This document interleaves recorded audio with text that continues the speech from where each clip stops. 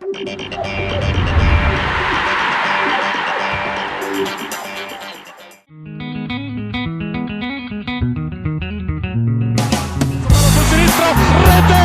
Amoroso può esplodere il Friuli, 40 contro 10.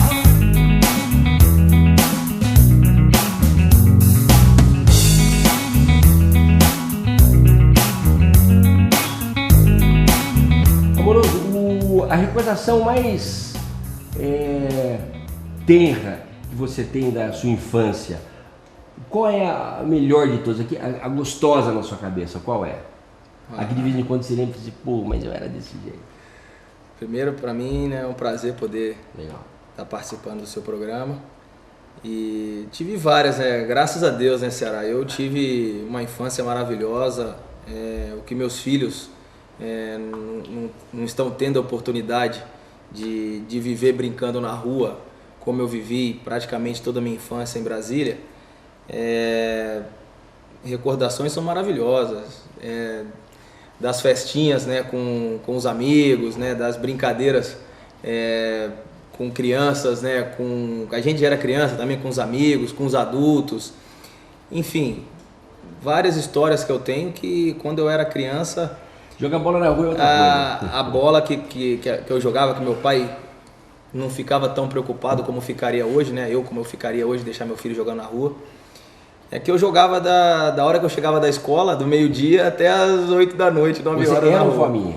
Era o verdadeiro fominha. Então acho que a recordação melhor da minha infância era o futebol, era jogar descalço, era perder a tampa do dedo. Tampa do dedão, né? Muitas vezes, né? E aí ia lá, botava gás e voltava a jogar. Então essa era a alegria que eu tinha, sempre foi o futebol desde quando eu era novinho.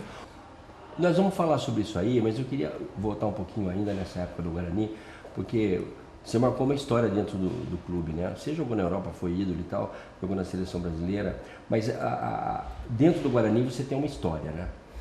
Você morou lá chegou a morar no Guarani? Morei no alojamento durante... Morava sozinho? 2 anos. Não, a gente morava em 48, né? 48 atletas, né? Que tinha de tudo ali dentro. Então eu vi muita coisa que hoje eu posso falar para você que não teria com os meus filhos, com os outros que estão aparecendo pelo futebol, porque naquela época eram as brincadeiras muito saudáveis, então a gente sabia, né, dos limites. Hoje o jogador já chega de brinquinho na orelha, bem vestido, e não deu um chute ainda, com o procurador, com o laptop, com o celular. Então naquela época a gente não tinha nada disso. Entendeu? Então eu morei numa concentração que aprendi muita coisa ali dentro. Entendeu? Aprendi a lidar com gente que não tinha o que comer, que eu ajudava, né? Com pessoas que vinham lá do outro lado do Brasil, tinham que vir de ônibus, viajava 30 horas, 40 horas para poder chegar até aqui. Então era realidades diferentes de hoje, entendeu? Então eu morei sim na arquibancada do Guarani, eu tenho um carinho enorme por aquele time que eu apareci e que ali o Amoroso conseguiu dar um passo para poder se tornar um jogador conhecido tanto aqui no Brasil como no exterior.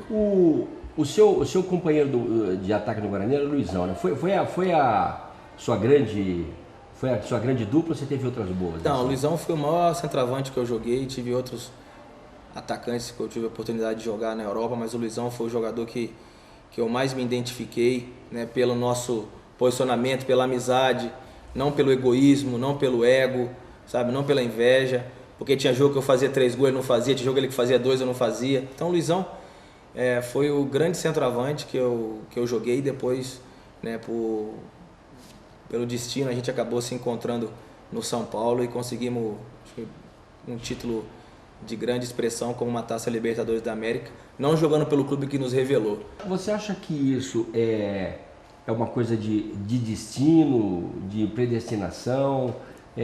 Como é que você encara isso? Porque existem muitos casos de jogadores que jogam num clube e tem muito sucesso e outros que jogam tanto tempo e não tem nenhum, né?